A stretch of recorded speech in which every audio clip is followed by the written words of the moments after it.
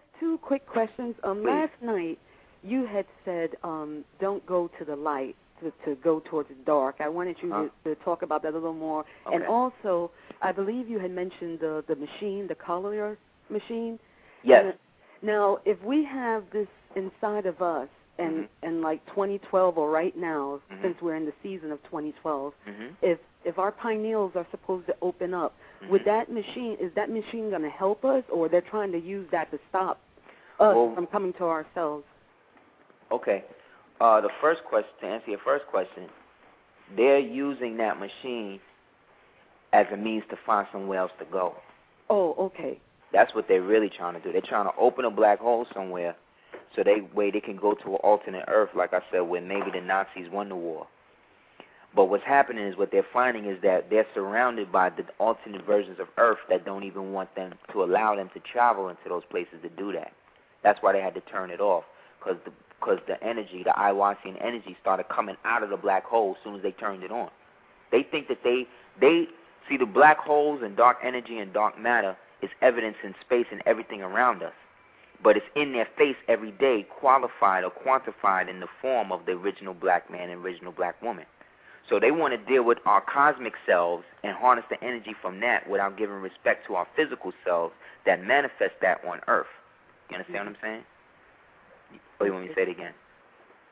So nothing then could stop whatever we're supposed to have, whatever our power, they can't stop that. No. Everything they're doing, even though it looks messed up now, I think towards the end is actually going to be in our benefit, because everything they're doing is trying to stop the judgment that's already come for them. We've already won. Like, we're already in the hereafter because we're already having these conversations.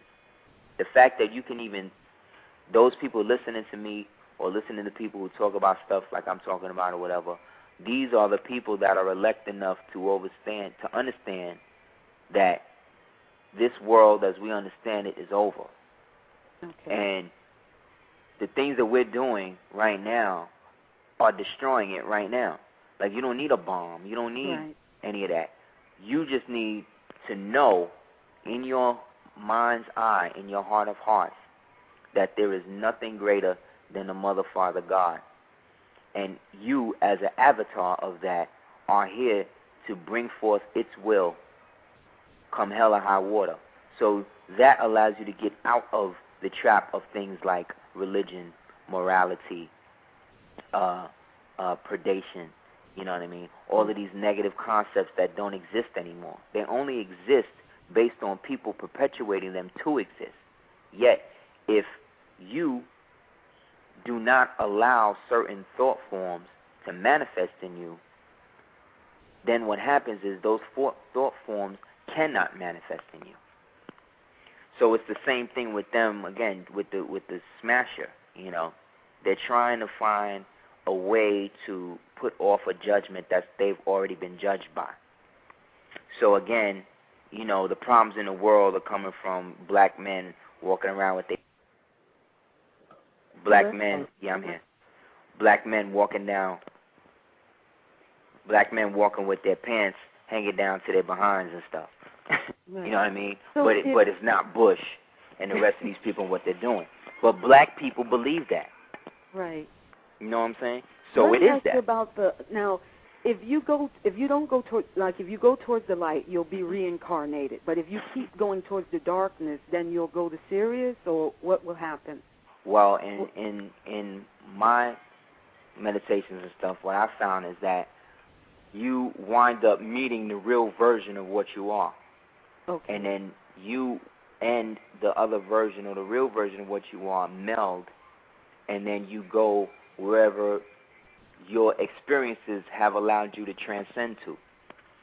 So, you know, in the movies, in the horror movies, you ever notice that the aliens and the stuff is always black.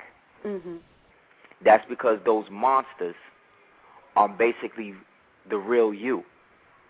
Not saying that you are a monster, but the real you is so sublime that it would appear through the eyes of, based on the society that we live in, that the real you would almost appear monstrous to you. You understand? Because you have been trained not to recognize yourself. You mean like our DNA, like some people when they take the peyote, they see snakes and stuff like that? Yeah. So like we are like snakes, like that's how we get our DNA? Yeah. Okay. Because I thought it was like, you ever seen a movie called When Dreams May Come? Yeah.